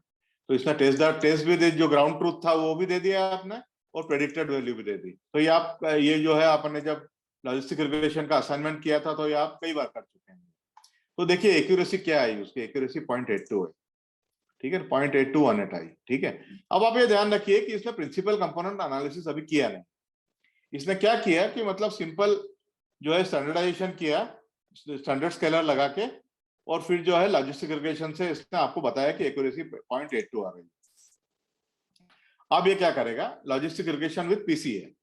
अब आपको यह बताना चाहता है कि देख, जब मैंने ओरिजिनल डेटा सेट पे लगाया था एक्यूरेसी 0.82 आई थी। अब मैं प्रिंसिपल कंपोनेंट एनालिसिस के साथ वापस लॉजिस्टिक रिग्रेशन वही डेटा पे लगाता हूं, तो एक्यूरेसी क्या आती है, ये क्वेश्चन है। तो देखिए सिंपल है, पीसीए क्या करना है, सिंपल है, sklearn dot decomposition import PCA, ये आपको स्टैंडर्ड लाइन है। आप ये जो पैकेज है sklearn डॉट डिकम्पोजिशन, यहां से आप प्रिंसिपल कंपोनेंट एनालिसिस इंपोर्ट करेंगे। पीसीए को आपने इंस्टेंशिएट किया, एक्सट्रेन को जो है आपने ट्रांसफॉर्म किया है, यहाँ पे ये ट्रांसफॉर्म कर दिया, एक फिट अंडरस्कोर ट्रांसफॉर्म, मतलब आपको प्रिंसिपल कंपोनेंट एनालिसिस परफॉर्म करना है ना, तो आपने ट्रांसफॉर्म कर दिया एक्सट्रेन को। एक्सट्रेन जो आपका ओरिजिनल डेटा था उसको आपने जो है पीसीए से पीसीए में ट्रांसफॉर्म कर दिया और वापस एक्सट्रेन को असाइन कर दिया। और फिर उसने क्या किया है, PCA dot explain variance ratio, मतलब ये स्टैंडर्ड कोड है, ये मतलब ये जो स्टैंडर्ड कोड है कि जब भी आपको देखना है कि कौन सा प्रिंसिपल कंपोनेंट कितना वेरिएंस एक्सप्लेन कर रहा है, मतलब कितना कंट्रीब्यूट कर रहा है एक्यूरेसी में, कितना वेरिएंस एक्सप्लेन कर रहा है, मतलब एक्यूरेसी में कौन सा वेरिएबल कितना कम कंट्रीब्यूट कर रहा है, तो आप इस कोड से लेंगे एक्सप्लेन वेरिएंस रेशियो। तो एक्सप्लेन वेरिएंस रेशियो वगैरह अपन ने ढंग से लीनियर रिग्रेशन में किया था कि वेरिएंस क्या होता है, एक्सप्लेन वेरिएंस क्या होता है, आर स्क्वायर क्या होता है, वही सब चीजें हैं ये। तो ये देखिए पहला वाला जो है उसका कंट्रीब्यूशन 0.14 है, 0.14 है पहले वाले प्रिंसिपल, ये सारे प्रिंसिपल कंपोनेंट में कन्वर्ट हो गया है ना। तो ये प्रिंसिपल कंपोनेंट, पहले वाले प्रिंसिपल कंपोनेंट का जो एक्यूरेसी में कंट्रीब्यूशन है 0.14 है, दूसरे का जो है 0.10 है, तीसरे का जो है 0.81 है। तो कहने का मेरा ये मतलब है कि जो पहले के जो कुछ प्रिंसिपल कंपोनेंट्स होते हैं वो मैक्सिमम वेरिएंस एक्सप्लेन करते हैं, मतलब वो तुम्हारी एक्यूरेसी में मैक्सिमम कंट्रीब्यूट करते हैं। अब आप देखिए जैसे जैसे हम आगे बढ़ते जा रहे हैं तो जो है कंट्रीब्यूशन कम होता जा रहा है। देखिए 0.70 है, इधर इधर 0.67 हो गया, इधर 0.42 है लास्ट वाले में, लास्ट बट वन में, लास्ट वाले में 0.027 है। तो जैसे जैसे हमारे प्रिंसिपल कंपोनेंट 1 से 14 थे, शायद 14 है, कितने हैं, 2 2 4 2 6 2 8 2 10 और 4 14 है। तो इसने 14 प्रिंसिपल कंपोनेंट निकाला है, और हमारे नंबर ऑफ फीचर या नंबर ऑफ वेरिएबल जो अपन ने दिए थे वो भी 14 ही थे। तो अब आप बोलेंगे कि मतलब 14 वेरिएबल थे और आपके प्रिंसिपल कंपोनेंट भी 14 है, तो आप तो बोल रहे थे प्रिंसिपल कंपोनेंट एनालिसिस से डायमेंशनलिटी कम होती है, यहाँ तो हुई नहीं, वो भी 14 थे और प्रिंसिपल कंपोनेंट भी 14 है। पर यहाँ पे आप देखिए कि ये जो आखिरी के जो 3 प्रिंसिपल कंपोनेंट है, जैसे एक जो है वो मैंने हाईलाइट कर रखे हैं, एक जो है 0.04% कंट्रीब्यूट 0.04 कंट्रीब्यूट कर रहा है, एक 0.042 कर रहा है, एक 0.027 कर रहा है। तो ये आखिरी के जो 2-3 में आप अगर निग्लेक्ट भी करते हैं तो आपके एक्यूरेसी पे कोई विशेष फर्क नहीं पड़ने वाला। तो यही इसने किया है। तो सबसे पहले इसने क्या किया है, बोल रहा है देखो ये जो आखिरी वाला प्रिंसिपल कंपोनेंट है वो सिर्फ 2.7% कंट्रीब्यूट कर रहा है। 0.027 मतलब कितना हुआ, 2.7%। ये देखिए, तो ये सिर्फ 2.75 एक्यूरेसी में जो है एक्सप्लेन कंट्रीब्यूट कर रहा है, एक्यूरेसी या variance. Only 2.75% of variance is explained by the last variable, मतलब इसका कंट्रीब्यूशन बहुत ही कम है एक्यूरेसी में या वेरिएंस एक्सप्लेन करने में, तो 2.7 है सिर्फ। तो इसने क्या किया, इसको ड्रॉप कर दिया। तो आखिरी वाला वेरिएबल क्या है, ये नेटिव कंट्री है, नेटिव कंट्री जो है इसको ड्रॉप कर दिया। और इनकम जो है आपका वाई वेरिएबल था, इसलिए यहाँ उसने एक्स में ड्रॉप किया और वाई में जो है इनकम ले लिया इसने, ठीक है। फिर ट्रेंड पे इसमें स्प्लिट किया एक्स वाई में। तो आप यहाँ देखिए, अभी आप पहले जो आपने एक्स के ऊपर किया था यहाँ पे एक्स, यहाँ पे जो आपने एक्स ट्रेंड किया था उसमें 14 वेरिएबल थे, और अब आप जो एक्स कर रहे हैं इसमें 13 ही वेरिएबल है, क्योंकि एक वेरिएबल इसने ड्रॉप कर दिया है, ये कंट्री ड्रॉप कर दिया है। अब देखिए पूरा का पूरा सेम स्टेप रिपीट किया है उसने, एक्यूरेसी कितना आया, 0.8213, एक कम करने के बाद। ऊपर कितना था, ऊपर था 0.82, ऊपर कितना था 8218, 0.8218 नोट कर लीजिए, 0.8218 था, है ना, 0.8218 था। और नीचे एक एक हटाने के बाद कितना हो गया, 0.8213 हो गया, 0.8213 हो गया, मतलब आपका जो है स्लाइटली कम हो गई एक्यूरेसी, क्योंकि आपने एक जो है कंट्रीब्यूटर जो है हटा दिया है, ठीक है ना। अब इसने क्या किया जो है आखिरी वाले, अब बोल रहा है कि एक को हटा के दिखाया इसने, लेकिन इससे थोड़ी कम हुई है। अब इसने आखिरी वाले 2 हटाए, ये देखिए 2 हटा दिए। ये आपको एक्सपेरिमेंट करके बता रहा है बेसिकली, इतने एक्सपेरिमेंट आपको करना नहीं पड़ते हैं, और इसने एक्सपेरिमेंट करके बताया है आपको कि देखो कितना कितना हटाने से कितना कम होता है। अब ये 2 हटा दिए इसने, कंट्री हटा दिया और ये आवर्स पर वीक जो था ये हटा दिया, ये 2 वेरिएबल हटा दिए। और ये है वाई, इनकम तो आपका वाई है, तो ये है ना, तो 2 वेरिएबल इसने ये जो 2 मैंने हाईलाइट कर रखे हैं हटा दिए। सेम एनालिसिस रिपीट किया तो ये 8227 है, मतलब ये बढ़ गया, देखो थोड़ा बढ़ गया है ये। अब ये थोड़ा अनप्रेडिक्टेबल बिहेवियर है कि 2 वेरिएबल हटाने के बाद भी बढ़ कैसे गया है ये। तो इसमें जो पहले वाले में ओरिजिनल में 14 वेरिएबल थे, इसमें आप 12 ही रहेंगे, क्योंकि 2 जो है इसने हटा दिए, देखिए 2 जो है इसने हटा दिए। अब इसमें 12 ही वेरिएबल है, एक्सटेंड में जो है, एक्सटेंड में या एक्स जो है इसमें 12 ही वेरिएबल है, पर एक्यूरेसी थोड़ी बढ़ गई है। ये थोड़ा सा बिहेवियर जो है अनप्रेडिक्टेबल है, 12 ही फीचर है। फिर इसने क्या किया, आगे 3 को हटाया, देखिए 3 को एक्सपेरिमेंट करके बता रहा है आपको, देखिए कैपिटल लॉस, और ये 3 वेरिएबल इसने हटा दिए। मतलब आप कितने बचे, आपके 11 ही वेरिएबल बचे। 11 वेरिएबल के साथ एक्यूरेसी देखिए कितनी आई, एक्यूरेसी 0.81 आई, पहले 82 आ रही थी, तो अभी कम हो गई है ना। तो मतलब 12 वेरिएबल के साथ जो है हमको मैक्सिमम एक्यूरेसी मिल रही है। 12 प्रिंसिपल कंपोनेंट के साथ हमको 0.8227 मैक्सिमम एक्यूरेसी मिल रही है। तो ये एक्सपेरिमेंट करके बताया आपको, हर बार ऐसा एक्सपेरिमेंट नहीं करना पड़ेगा, इसकी साइंटिफिक मेथड है, देखिए कैसे करते हैं इसको। तो कैसे राइट नंबर ऑफ वेरिएबल कैसे निकालते हैं, देखिए अब इसने क्या किया कि जो एक्स जो है ओरिजिनल एक्स ले लिया 14 फीचर के साथ, मतलब ये डीएफ जो है उसमें 14 फीचर है, इनकम जो है वो वाई है, तो वाई जो है उसने हटा दिया, एक तो आपके एक्स के सारे इनपुट वेरिएबल आ गए, और ये जो है वाई जो है इनकम ले लिया। तो अभी इसमें वही ओरिजिनल, मतलब एक्स में 14 फीचर्स है और वाई जो है हमारा इनकम वेरिएबल है, मतलब यस और नो है, इसमें एक ही वेरिएबल है। तो ओरिजिनल के साथ इसने एनालिसिस किया, ठीक है। एनालिसिस करने के बाद इसने क्या किया कि मैं आपको सीधा ये प्लॉट पे ले चलता हूं कि ये जो है ये प्लॉट बनाया है इसने, कम सम मतलब क्यूमुलेटिव सम निकाला है इसने। थोड़ा आप देखिएगा ये क्यूमुलेटिव सम क्या होता है। एक्सप्लेन्ड वेरिएंस रेशियो का क्यूमुलेटिव सम निकाल के इसने प्लॉट कर दिया। तो इसने देखिए क्या प्लॉट किया, मैं आपको छोटा करके बताता हूं थोड़ा, ये थोड़ा छोटा करके बता रहा हूं मैं आपको। ये देखिए क्या प्लॉट किया इसने कि नंबर ऑफ कंपोनेंट्स और जो है क्यूमुलेटिव एक्सप्लेन्ड वेरिएंस, तो ये इस कोड से प्लॉट किया इसने। ये एक्सप्लेन्ड वेरिएंस रेशियो अपन ने देखा था ना, तो ये इसका क्यूमुलेटिव सम जो उसने निकालता गया, मतलब एक फर्स्ट एलिमेंट तो उतना ही रहेगा, सेकंड एलिमेंट जो होगा फर्स्ट और सेकंड का सम होगा, जिसको हम बोलते हैं ना रनिंग सम, और जो तीसरा एलिमेंट है वो पहले 3 का सम होगा, चौथा एलिमेंट है वो पहले 4 का सम होगा। ऐसे क्यूमुलेटिव सम निकालता गया वो, और क्यूमुलेटिव सम ये सेम कोड अगर आप यूज करेंगे तो आपका प्लॉट बन जाएगा, ठीक है। तो आप जो ये वेरिएंस रेशियो को उसने क्या किया कि अब ये बता रहा है कि नंबर ऑफ कंपोनेंट जैसे जैसे मैं बढ़ाता जा रहा हूं, तो मेरा क्यूमुलेटिव एक्सप्लेन्ड वेरिएंस जो है वो कितना बढ़ता जा रहा है। तो आप देखिए कि 12 पे जाके थोड़ा फ्लैट सा होने लगता है, 12 पे जाके फ्लैट सा होने लगता है। तो 12 के जाके जब फ्लैट सा होने लगता है तो हम ये बोल सकते हैं कि हम हमारे जो optimum number of principal component जो हमको चाहिए मैक्सिमम एक्यूरेसी के लिए वो 12 है। तो इस तरह से हम निकाल सकते हैं ये प्लॉट बना के। तो आप हमेशा ही जब भी प्रिंसिपल कंपोनेंट बनाओगे तो आपको ये एक्सपेरिमेंटेशन करना, जो इसने दो ड्रॉप किए फिर 3 ड्रॉप किए, ये आपको करने की जरूरत नहीं। आप सीधा ये कोड लीजिए, क्यूमुलेटिव सम प्लॉट कीजिए, और जहां पे कर्व जो ये बेंड हो या फ्लैट होने लगे वो आपका जो है वो आपका जो है ऑप्टिमम नंबर ऑफ कंपोनेंट है। मतलब आपने 14 से 12 कर दिया। अगर आप 12 से 10 करेंगे तो आपका देखिए एक्यूरेसी पॉइंट थोड़ा कम होता जाएगा आपका एक्यूरेसी। अगर आप 8 करेंगे, 6 करेंगे, 4 करेंगे तो आपका एक्यूरेसी कम होता जाएगा। मतलब एक्सप्लेन्ड वेरिएंस जो है, क्यूमुलेटिव एक्सप्लेन्ड वेरिएंस जो है वो आपका कम होता जाएगा। इसलिए आपको मतलब अगर आपको चाहिए, आपको ऑप्टिमम मैक्सिमम वेरिएंस चाहिए, मतलब मैक्सिमम एक्सप्लेन्ड वेरिएंस चाहिए, तो आप 14 से 12 कर सकते हैं। पर अगर आपका बिजनेस बोलता है कि मेरे को थोड़ा कम एक्यूरेसी चलेगा, तो आप 10 के साथ दे दो, 10 के साथ दे दो। तो थोड़ा बिजनेस के साथ डिस्कस करके, तो ये प्लॉट बहुत इंपॉर्टेंट है, और ये प्लॉट जो है निकालने का ये कोड है।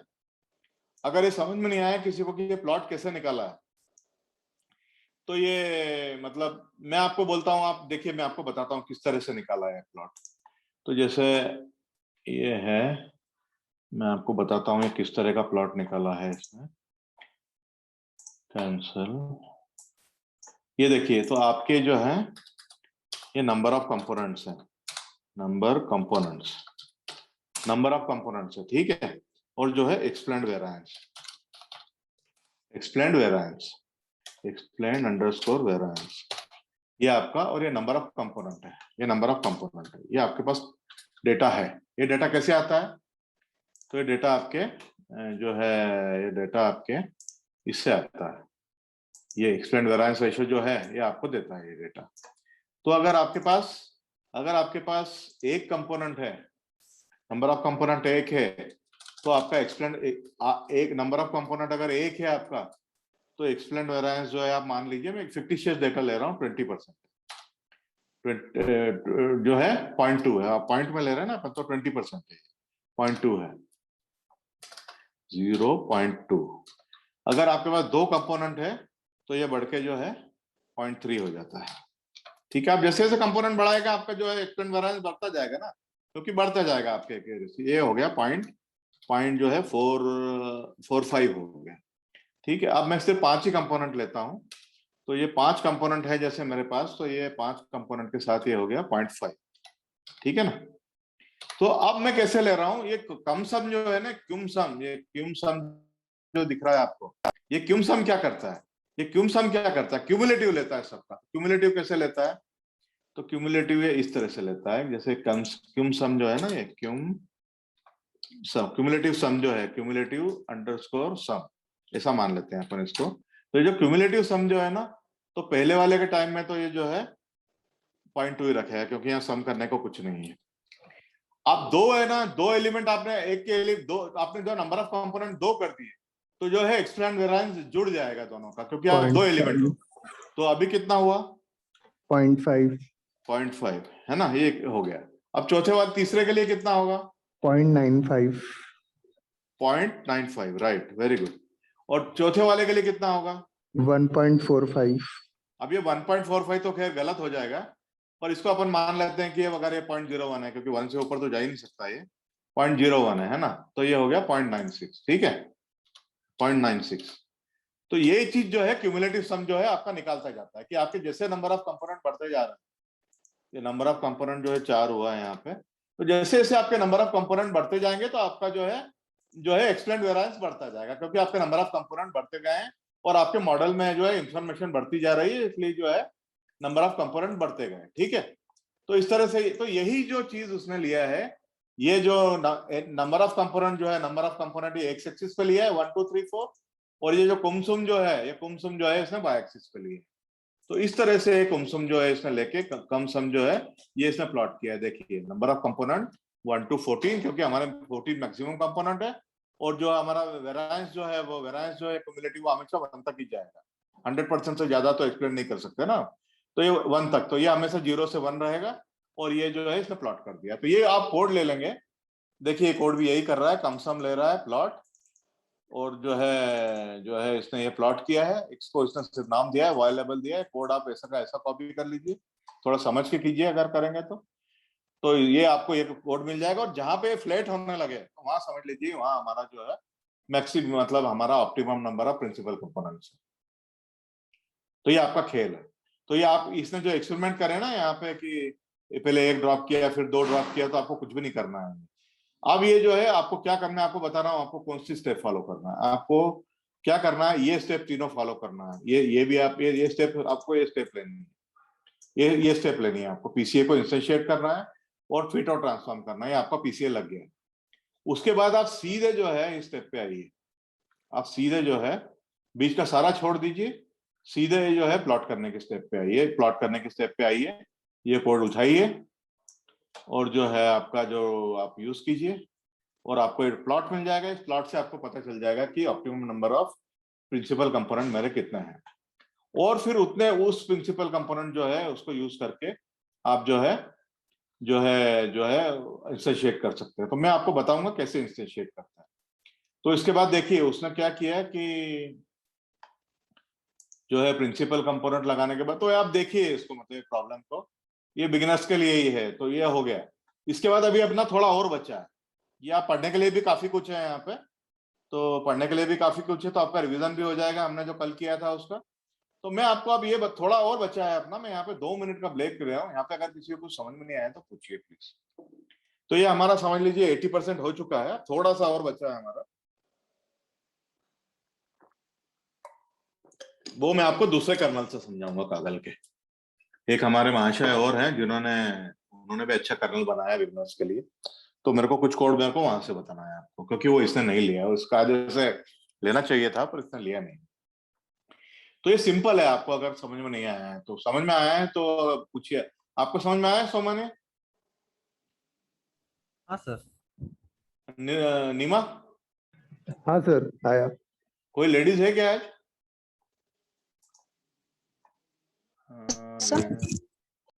हाँ, आपको समझ में आया? लेडीज में कौन है? यस सर, जागृत। हाँ मैडम, आपको समझ में आया? Yes sir. हाँ, अब मैं आपको बता रहा हूँ कि जैसे आपको यहाँ से पता चल गया कि नंबर ऑफ कंपोनेंट जो है वो 12 है ना। अब आप 12 निकालने के बाद क्या करेंगे? तो 12 निकालने के बाद आप सीधे जो है इस कोड पे आएंगे, जो है आप जो है मैं आपको थोड़ा सा कोड और बता रहा हूँ। ये दो है प्रिंसिपल कंपोनेंट, यहाँ पे देखिए, यहाँ पे जो इसने प्रिंसिपल कंपोनेंट को जो इंस्टेंशिएट किया है, देखिए ये इंस्टेंशिएट किया है, तो ये पैरेंथेसिस ब्लैंक रख के किया है इसने, पैरेंथेसिस ब्लैंक रख के किया है। देखिए जितनी बार भी इसने प्रिंसिपल कंपोनेंट को इंस्टेंशिएट किया है उसने ब्लैंक रख के किया है, ये देखिए। तो इसने पूरा एनालिसिस दिया नहीं है, तो ये देखिए ऊपर कहाँ किया है और भी इसने सर्च, ये देखिए पीसी एक बार और इंस्टेंशिएट किया, तो इसने जहां जहां भी पीसी इंस्टेंशिएट किया है डिफॉल्ट वैल्यू के साथ किया है, ब्लैंक के साथ। तो अपने को थोड़ा सा एडवांस यूज करना है, जैसे n component is equal to, मैं आपको बताना चाहता हूं, जैसे आपको पता चल गया इस कोड से, कि इस कोड से आपको पता चल गया कि हमारे लिए जो है नंबर ऑफ कंपोनेंट जो है वो 12 आ गए, 12 हमको करना है ना। कहाँ गया वो प्लॉट? ये प्लॉट से आपको पता चल गया, ये प्लॉट जहां फ्लैट होने लगे वहां उतना जो हमारा नंबर ऑफ कंपोनेंट ऑप्टिमम होता है। ऑप्टिमम क्यों होते हैं? क्योंकि उसके बियॉन्ड हम जो है नंबर ऑफ कंपोनेंट बढ़ाएं तब भी एक्सटेंड वेरिएंस बढ़ता है। ठीक है, तो फायदा क्या ज्यादा नंबर ऑफ कंपोनेंट लेके? तो हमको पता लगा यहाँ से कि 12 कंपोनेंट है ना। तो 12 कंपोनेंट के साथ फिर हम क्या करेंगे कि मैं आपको बता रहा हूं, ये देखिए आप इस कोड पे जाएंगे, ये कोड देखिए, ये कोड देखिए। तो इसने क्या किया है, सबसे पहले ये लाइन देखिए, पीसीए को इंपोर्ट किया है, इसके लर्न पीसीए, इसके लर्न पीसीए को दूसरा वेरिएंस है इसने किया इंपोर्ट, इसके लर्न पीसीए को इसने क्या किया। अब ये देखिए ब्रैकेट के अंदर आप देखिए इन कंपोनेंट इज इक्वल टू 2, तो मतलब आप यहाँ 2 की जगह 12 रख दीजिए, ये दूसरा प्रॉब्लम है इसलिए इसने 2 लिया है। अब आप 2 के बजाय 12 रख दीजिए, तो आप मतलब 12 के साथ जो है 12 के साथ जो है पीसीए को आप इंस्टेंशिएट कर रहे हैं। और इस प्रॉब्लम में आपने क्या किया था, पीसीए का दूसरा वेरिएंस यूज किया था आपने, जो है पीसीए जो किया था, पीसीए जो किया था, एक मिनट, ये देखिए। तो इसने पीसीए इंपोर्ट किया था, पीसीए इंपोर्ट किया था इसने, और इसने बंदे ने जो है एसकेएलएन पीसीए जो है मतलब इंपोर्ट किया है। तो थोड़ा देखिए कि दोनों में डिफरेंस क्या होता है, पर मोरलेस मेरा ख्याल है वही चीज होगी। तो आप देखिए कि एसकेएलएन पीसीए और पीसीए में क्या डिफरेंस है, मोरलेस वही है सब कुछ, सेम है प्रिंसिपल। उसमें से, हाँ सेम है उसमें से पीसीए का नाम अलग दिया है। हाँ हाँ, S सॉरी, ये देखिए इंपोर्ट पीसीए एज, उसने अलायंस दे दिया है, एसकेएलएन पीसीए अलायंस दे दिया है उसने, तो ठीक है वही चीज है। अब आप देखिए कि इसने n component is equal to 2 के साथ इंस्टेंशिएट किया है इसको, है ना। तो n component is equal to 2 के साथ किया है। तो अगर आपको बिजनेस बोलता है कि भाई तुम्हारे फीचर, नंबर ऑफ फीचर तो जैसे 125 है, जैसे अगर तुम्हारे ओरिजिनल डेटा सेट में 125 फीचर है, पर तुम्हारा जो बिजनेस जो है, मतलब बिजनेस यूजर जो है जिसको यूज करना है, मतलब अगर फाइनेंस का तो बैंक का एप्लीकेशन है, तो या बैंकिंग का जो यूजर है, जो जिसको मॉडल यूज करना है, वो बोलता है मेरे को सिर्फ 12 फीचर के साथ ही चाहिए, मेरे मेरे फाइनल मॉडल में सिर्फ 12 ही फीचर होने चाहिए। तो आप क्या कर सकते हो, ये n component is equal to 12 use कर लो, आप यहाँ पे 12 दे दो, आप यहाँ पे इसने 2 दिया है, 12 दे दो, तो 12 दे दो, उससे क्या होगा, तो वो 200 फीचर, जो 200 फीचर है उनमें से पहले 12 ही प्रिंसिपल कंपोनेंट लेगा, वो 12 ही प्रिंसिपल कंपोनेंट लेगा, उससे ज्यादा लेगा ही नहीं, क्योंकि आपने उसको इंस्टेंशिएट जब किया है तभी उसको बोल दिया कि 12 के साथ करो। ठीक है ना। तो ये आपके बिजनेस के नेगोशिएशन के ऊपर है। और दूसरा ये है कि जब आप ये डायग्राम से जब आप निकाल लेते हैं नंबर ऑफ प्रिंसिपल कंपोनेंट्स, जब नंबर ऑफ प्रिंसिपल कंपोनेंट आप निकाल लेते हैं तो फिर एक बार आपको फिर से करना पड़ेगा प्रिंसिपल कंपोनेंट एनालिसिस। पहले आप ब्लैंक के साथ इंसर्शिएट, पहले आप जो है ये पहले आप जैसे देख रहे हैं ना पीसीए ब्लैंक के साथ इंसर्शिएट कीजिए, फिर ये डायग्राम बना के number of optimum principal component निकालिए। उसके बाद फिर आपको एक बार ये करना पड़ेगा n principal component is equal to 12 आया ना वहां पिछले प्रॉब्लम में, तो आपको एक बार और करना पड़ेगा और एक बार और आपको फिर ट्रांसफॉर्म करना पड़ेगा। उसके बाद सारा प्रोसीजर वही है, एक्सप्लेंड वेरिएंस रेशियो और वो सब जो है। तो देखिए इसमें दो ही लिए हैं प्रिंसिपल कंपोनेंट, तो यहाँ नीचे दो आए हैं। पहला वाला जो है वो 72.77% एक्सप्लेन कर रहा है और दूसरा वाला जो है 23.03% एक्सप्लेन कर रहा है ना। तो ये है, ये एक तरीका हुआ प्रिंसिपल कंपोनेंट को एक्यूरेट कर, मतलब आपने पहले से डिसाइड कर लिया कि मेरे को सिर्फ 2 ही प्रिंसिपल कंपोनेंट चाहिए, मेरे को 10 ही चाहिए, मेरे को 12 ही चाहिए, आपने पहले डिसाइड कर लिया। ये बिजनेस के साथ है या किसी भी रीजन से आपने पहले डिसाइड कर लिया कि मेरे फाइनल मॉडल में 12 से ज्यादा 10 से ज्यादा नहीं होने चाहिए, तो आप इस तरह से इंस्टेंशिएट कीजिए, ठीक है, ऐसे इंस्टेंशिएट कीजिए नंबर ऑफ कंपोनेंट देके। और दूसरा एक और तरीका है इसको इंस्टेंशिएट करने का, वो देखिए आप ये देखिए इसने क्या किया, पीसी को वही पीसी इंस्टेंशिएट किया है इसने, यही पीसी इंपोर्ट किया और वही पीसी इंपोर्ट इंस्टेंशिएट किया। तो अब इसने क्या किया है, यहाँ पे 0.95 दिया है। तो आप बोलेंगे पिछली बार तो आपने n component is equal to 12 दिया था, n कंपोनेंट ऊपर जो है n component is equal to 2 दिया था या 12 दिया था, जो भी नंबर आपको देना है दे सकते हैं। और नीचे आपने क्या दिया है, नीचे 0.95 दिया है। तो ये 0.95 क्या भला है, ये 0.95 क्या भला है। तो यहाँ पे हम पीसीए को बोल रहे हैं कि भाई तो नंबर ऑफ कंपोनेंट तेरी मर्जी कितने भी ले ले, मेरे को 95% वेरिएंस एक्सप्लेन चाहिए, मतलब मेरे को जो एक्यूरेसी चाहिए वो 95 आनी चाहिए, ठीक है, मेरे को जो एक्यूरेसी आनी चाहिए वो 95% है, मेरे को 95% वेरिएंस एक्सप्लेन करने को चाहिए और 5% जो है मैं कॉम्प्रोमाइज करने को तैयार, 5% जो है मैं कॉम्प्रोमाइज कर सकता हूं। तो फिर इसमें आपको नंबर ऑफ कंपोनेंट वगैरह निकालने की, वो ग्राफ वगैरह प्लॉट करने की जरूरत नहीं है। अगर आपका बिजनेस बोलता है कि भाई 95% एक्यूरेसी से मेरा काम चल जाएगा, तो आप वो नंबर ऑफ कंपोनेंट का आपको प्लॉट करने की जरूरत नहीं है, डायरेक्ट 0.95 दीजिए यहाँ पे और पीसीए निकाल लीजिए। आपने पीसीए निकाला, पीसीए को फिट किया, तो आपको पीसीए अब आपको पता लग जाएगा कि इसमें कितने नंबर ऑफ कंपोनेंट ले रहे हैं, ये देखिए। तो इसके लिए ये कोड यूज करना है, कौन सा कोड यूज करना है, पीसीए मैंने हाईलाइट जो किया है, PCA dot and underscore components, and underscore component. तो ये आपको बता देगा कि 95% वेरिएंस एक्सप्लेन करने के लिए मैं कितने कंपोनेंट ले रहा हूं। तो इसने पीछे प्रिंट कर दिया यहाँ पे 154 कंपोनेंट ले रहा है, ठीक है ना।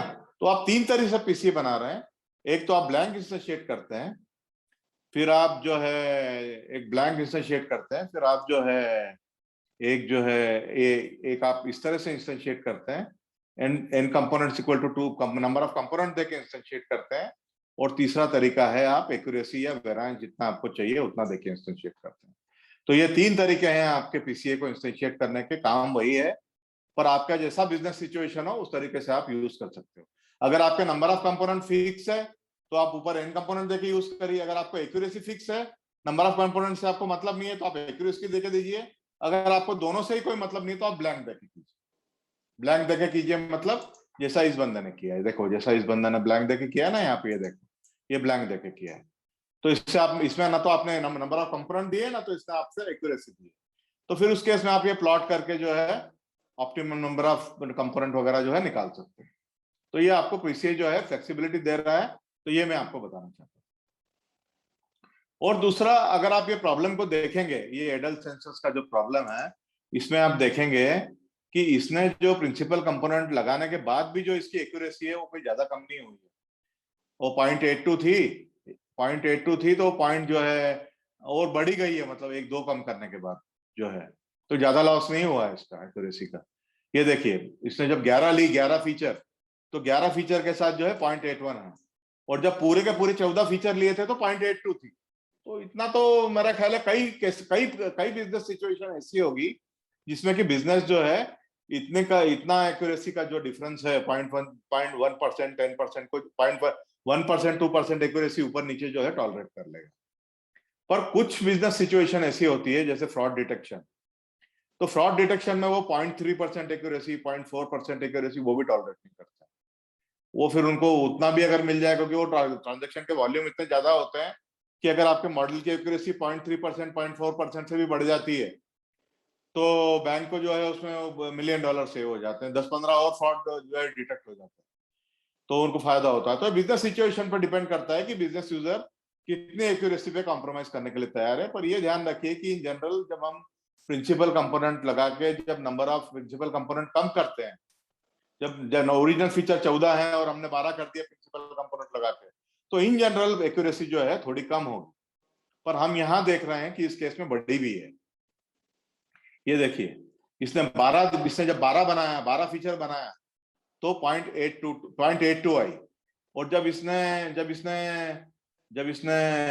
13 फीचर बनाए थे 14 के तो 0.8213 आई थी, और जब इसने 12 फीचर बनाए तो 0.8227 आ गए, मतलब थोड़ा बढ़ भी गया है। तो ये थोड़ा मतलब बिहेवियर है जो अपन एक्सप्लेन नहीं कर सकते ऐसा क्यों हुआ, ये डेटा सेट की पिकुलरिटी है। पर इन जनरल ध्यान रखिए कि जैसे हम नंबर ऑफ फीचर 14 है और प्रिंसिपल कंपोनेंट 10, 12 या कम कर दें तो थोड़ा एक्यूरेसी कम होगा, ये जनरल स्टेटमेंट है। पर जैसे आप यहाँ देख रहे हैं थोड़ी बढ़ भी गई है, तो ये डाटा सेट का पिकुलियर बिहेवियर है जो मतलब एक्सप्लेन करना मुश्किल है। ठीक है, तो ये हमारा प्रिंसिपल कंपोनेंट की कहानी है, और मेरा ख्याल है ये दोनों लिंक मैं आपके साथ शेयर करूंगा, आप ढंग से देखिएगा इनको दोनों लिंक्स को। ठीक है, और एक और मैं आपको बताना चाहता हूं कि इसका प्रिंसिपल कंपोनेंट का एक और वेरिएंट होता है। जैसे आपका डेटा सेट बहुत लार्ज है, बहुत लार्ज मतलब 1 मिलियन रोज है, तो पीसीए करते समय क्या होता है कि पूरा का पूरा जो डेटा सेट होता है वो कंप्यूटर को उसकी मेमोरी में फिट करना पड़ता है। अब आपकी मेमोरी 8 GB है, 16 GB है, तो वो 1 मिलियन रो वाला डाटा सेट फिट करने में आपको मुश्किल होगा। ठीक है ना, 1 मिलियन डाटा सेट जो है, तो आप जो है पीसीए कर नहीं पाओगे, क्योंकि आपके प्रिंसिपल के हार्डवेयर की मेमोरी कम पड़ जाएगी। तो उस केस में हम लोग जो है इंक्रीमेंटल पीसीए यूज करते हैं, जो कि क्या करता है, उसको बैचेस में ब्रेक करता है। तो ये इतना ही कोड है, आप जरा थोड़ा देखिएगा, मैं आपसे लिंक तो शेयर कर ही रहा हूँ। तो ये जो है पीसीए, इंक्रीमेंटल पीसीए का कोड देखिएगा, इसमें इसको क्या किया, बैचेस में डिवाइड करके फिर वो प्रिंसिपल कंपोनेंट एनालिसिस करता है। देखिए, ये n batches is equal to 100 ले लिया, और उसके बाद जो है प्रिंसिपल कंपोनेंट उसने जो है ये देखिए पार्शियल फिट जो लेके उसने बैचेस में किया, तो वही प्रिंसिपल कंपोनेंट वही है, और हार्डवेयर लिमिटेशन को अवॉइड करने के लिए उसने क्या किया है, बैचेस में किया। तो ये कोड मेरा ख्याल है आप खुद ही देख के समझ सकते हैं। और दूसरा एक और वेरिएंस होता है जो कि थोड़ा एडवांस यूजर के लिए होता है, TSNE। तो ये मतलब ये इसने एक और दिया हुआ है, मतलब प्रिंसिपल कंपोनेंट से भी ये बेहतर है, ये TSNE जो होता है ये भी वही काम करता है, कंपोनेंट कम करता है, डायमेंशनलिटी कम करता है ये TSNE। तो आप ये थोड़ा पढ़ें, ये अभी ना भी पढ़ना चाहें तो आप बाद में जब फील्ड में जाएंगे तभी इसको पढ़ सकते हैं। कोड तो उतना ही 2-3 लाइन का ही कोड रहता है, पीछे की थ्योरी समझना पड़ती है। ठीक है ना, तो यही देखिए, तो यही है। तो ये मैं आपको दूंगा, उसमें TSNE वगैरह सब कुछ दिया हुआ है, पर आप ये दो जरूर देखिएगा, इंक्रीमेंटल पीसीए और पीसीए के जो दो और यूज केस इसने दिए हैं, ब्लैंक एंड कंपोनेंट के साथ और एक्यूरेसी के साथ। नहीं तो आप जाओगे किसी कंपनी में, आपको छोटा डेटा सेट दिया, मतलब 10,000, 20,000, 25,000 रो का, तो आपने पीसीए कर दिया। नेक्स्ट प्रॉब्लम में आपको बॉस ने बोल दिया 1 मिलियन का आपका डेटा सेट है, अब इसमें भी पीसीए करो, और आपका पीसी तो आपको कंपनी ने जो दिया है वो 8 GB या 16 GB का ही, आप उसे एक्स्ट्रा पीसी तो मांग नहीं सकते। आप तो कंपनी का जो अपने बॉस को बोल नहीं सकते कि पीसी की मेमोरी कम है इसलिए मैं नहीं कर सकता, आपको करके तो देना पड़ेगा। तो उस केस में आपको पता होना चाहिए कि उस केस में हम लोग ये इंक्रीमेंटल पीसीए लगाते हैं, और लगाने का कोड देखिए, वही 2-4 लाइन का कोड है जो कि आप देख सकते हैं। Code number of line of code 2-4 line का ही कोड है, तो ये बड़े डाटा सेट के लिए काम वही कर रहा है, बैचेस में स्प्लिट करके कर रहा है। ठीक है ना, तो ये आपको थोड़ा आइडिया होना चाहिए। तो यही हमारी कहानी जो है पीसीए की है, जो कि दो कागल कर्नल्स में डिवाइडेड है। एक मिस्टर हमारे प्रशांत साहब का है, प्रशांत बनर्जी साहब का, और दूसरे को भी हम क्रेडिट देना चाहें तो विपुल गांधी साहब का है दूसरा। तो ये दोनों मिला के जो है आपका स्टडी कंप्लीट होता है। ठीक है, अगर अभी किसी को कोई क्वेश्चन है तो अभी आप पूछ सकते हैं, और मैं आपको एक प्रॉब्लम दूंगा इसके ऊपर करने के लिए, जो कि आप मतलब एज ए असाइनमेंट करेंगे। सर ठीक अपन है, इसके इसमें बाद आपको एक प्रॉब्लम दिया जाएगा, आप एक हफ्ते में करिएगा उसको। तो अगर किसी ऊपर डिफिकल्टी है तो पूछिए। हाँ सर। सुमन। सर अपन इधर डाटा क्लीनिंग कर रहे थे, तो उस समय जो हाँ क्वेश्चन मार्क लगे थे वहां पर अपन मॉड की जो मॉड वैल्यू अपन फिल कर रहे थे, अपन ने हाँ, रिमूव क्यों नहीं किया वहां पे पूरी कॉलम, मतलब पूरी कॉलम के कॉलम, मतलब पूरी रो को? कर सकते हैं भाई, रिमूव भी कर सकते हैं। उसने उसके बाद 32,000 रो हैं, ठीक है, 32,000 रो हैं, और 150 में क्वेश्चन मार्क है, 50 में क्वेश्चन मार्क, हटा दो आप। हाँ और वो सर। बंदे ने चूज जो डाटा साइंस की प्रेफरेंस के ऊपर है, तो उसने बोला नहीं यार, मैं हटाने के बजाय जो है इसको मैं एनएन ले लूंगा और एनएन को मोड से फिल कर दूंगा। वो भी एक तरीका है। ठीक सर। तो ये दोनों तरीके आप हटा भी सकते हो, और मोड से मतलब उसको एनएन से पहले फिल कर दो और एनएन को बाद में जो है आप मोड से फिल कर दो। ठीक तो सर। दूसरा वाला तरीका ज्यादा बेहतर है, क्योंकि उसमें आपने ना कोई रो हटाई, तो उसका आपका जो है इंफॉर्मेशन लॉस जो है कम होगा उस केस में, ठीक है ना। पर अगर आपके पास 1 मिलियन रो है और 1,000 रो में क्वेश्चन मार्क है, क्या है, हटाओ। एक क्वेश्चन मार्क वाली रो अगर इंपॉर्टेंट नहीं है तो 1,000 रो हटा दो, 1 मिलियन में 1,000 हट भी गई तो क्या फर्क पड़ता है, राइट। राइट। तो ये केस टू केस है, पर ये मतलब जनरली अगर कम रो है तुम्हारे पास, 2-3 हजार रो हैं और 100-200 में अगर क्वेश्चन मार्क है या एन है, तो बेहतर है कि उसको फिल ही कर दो, क्योंकि आपका इंफॉर्मेशन लॉस नहीं होगा उस केस में। तो डिपेंड करता है कि आपका बिजनेस केस क्या है और आपके पास नंबर ऑफ रोज या नंबर ऑफ रिकॉर्ड्स या नंबर ऑफ सैंपल्स कितने अवेलेबल है, इसके ऊपर डिपेंड करता है, ठीक है। दोनों केस से कर सकते हो आप, दोनों is a valid case.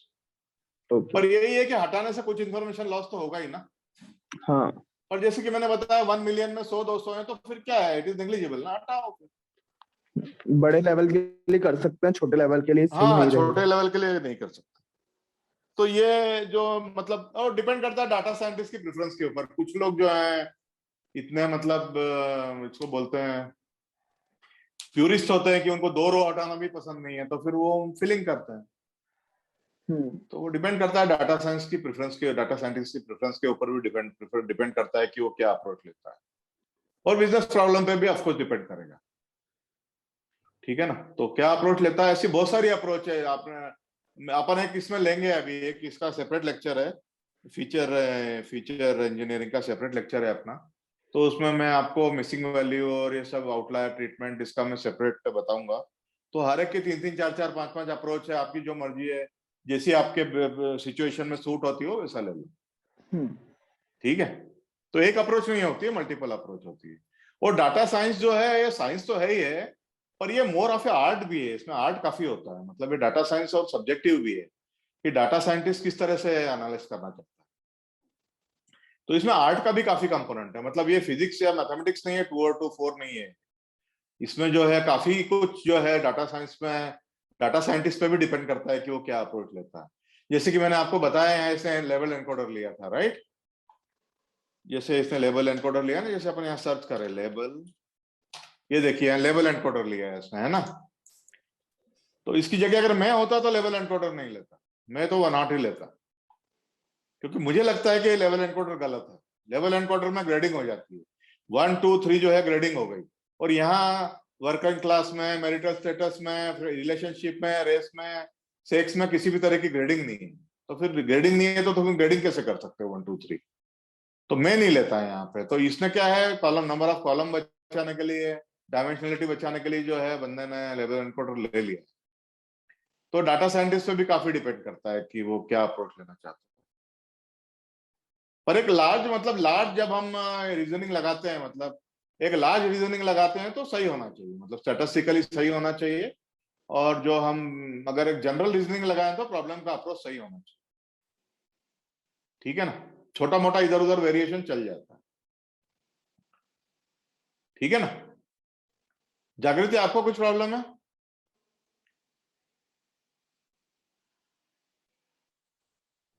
Suman. Sir sir वो कल अपन ने देखा था कि आइगन वेक्टर्स की हेल्प से फीचर्स को कम किया था, हाँ, वो उसका इम्प्लीमेंटेशन कैसे है सर?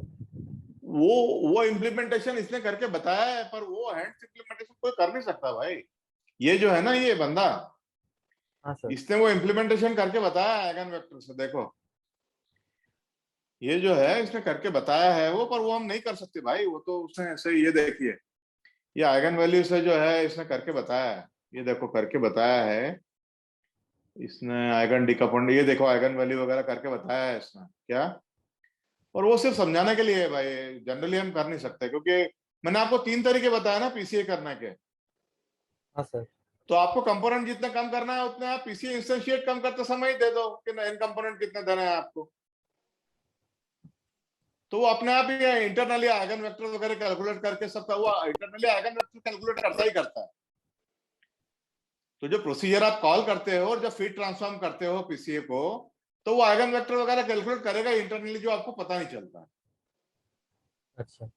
तो हम जो करते हैं मतलब वो मैंने आपको सिर्फ समझाने के लिए बताया था कि पीसीए क्या होता है। जब आप प्रैक्टिस में करोगे तो आप आइगन वेक्टर तक के लेवल तक कभी नहीं जाओगे। आप प्रोसीजर की मतलब जो पीसीए मैंने आपको 3 मेथड बताई ना, उन्हीं लेवल पे लिमिट रखोगे आप हमेशा। आप कभी भी आइगन वेक्टर के लेवल तक नीचे नहीं जाओगे, आपको करना नहीं पड़ेगा वो। ये से उसने वेरिएबल्स को कंबाइन करके न्यू वेरिएबल हाँ, बनाने वो वाला अपने किया। आप ही कर देता है, वो अपने आप ही जो है वो पीसीए कर देता है। ठीक है ना। जो आपका साइकिट लाइन जो पीसीए को इंप्लीमेंट करता है, तो वो आइगन वैल्यू भी कैलकुलेट करेगा, आइगन वेक्टर भी कैलकुलेट करेगा, कोवेरिएंस भी कैलकुलेट करेगा, और जो फीचर का लीनियर ट्रांसफॉर्मेशन करके कंबाइन करके आपको प्रिंसिपल कंपोनेंट लाके भी दे देगा। वो सभी कुछ वो बिहाइंड द सीन करता है, वो हमारे को एक्सपोज नहीं होता। ठीक है ना। ठीक है सर। पर हमको पता होना चाहिए कि किस तरह से काम होता है पीछे, पर्दे के पीछे काम किस तरह से होता है, इसलिए हमारा वो थ्योरी का सेक्शन कल का इंपॉर्टेंट है। ठीक है। हाँ सर, थैंक यू। तो और किसी को कोई क्वेश्चन है?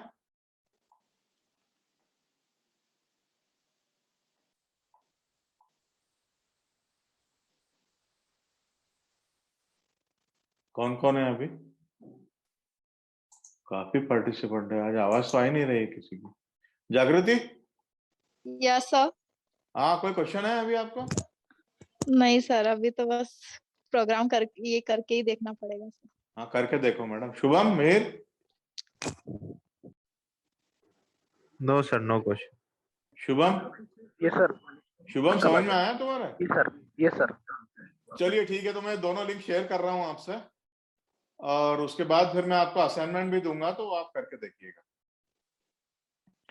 भाई लोगों, सिर्फ 2 लाइन का कोड है, करना कुछ नहीं है आपको। पीसीए को इंस्टेंशिएट करना है और फिर ट्रांसफॉर्म करना है, इतना ही कोड है बस। और उसके पहले आपको स्केलर लगाना पड़ेगा, मतलब स्केलिंग करना पड़ेगी। या तो आप स्टैंडर्ड स्केलर लगाइए या मिन मैक्स स्केलर लगाइए, वो जरूरी है पीसीए के पहले। तो ये आपको 3-4 सिंपल स्टेप करनी है कोडिंग की। बाकी आपको दिमाग को कोई भी सिरदर्द नहीं, पर आपको समझ में आना चाहिए कि हो क्या रहा है। ठीक है ना। और अगर आपको प्लॉट भी करना है नंबर ऑफ कंपोनेंट्स और उसके साथ, तो ये नंबर ऑफ कंपोनेंट जो अगर आपको प्लॉट भी करना है, तो आपके लिए कोड दिया हुआ है वंदना। ये नहीं है, ये कर्नल कहाँ गया? ये देखिए, ये कोड देखिए, यही कोड आपको यूज करना है, आपको दिमाग को कोई भी तकलीफ नहीं है। इसमें आपको एक लाइन भी चेंज नहीं करना है, क्योंकि पीसीए पीसीए रहेगा, पीसीए पीसीए रहेगा। जिसको अगर पीसीए नाम से इंस्टेंशिएट कर रहे हैं आप, तो एक एक शब्द चेंज करने की जरूरत नहीं है, आप यही कोड रहेगा एग्जैक्टली। फिगर साइज अगर आपको चाहिए तो थोड़ा बहुत चेंज कर लीजिए। अगर आपने पीसीए नाम से इंस्टेंशिएट किया है उसको, जो कि सभी करते हैं, तो आपको कुछ भी चेंज नहीं करना, सेम कोड यूज करिए और जो है प्लॉट करिए, देखिए फ्लैट कहां पे होता है, नंबर ऑफ कंपोनेंट निकालिए। ठीक है ना। तो चलिए फिर अपन बंद करते हैं।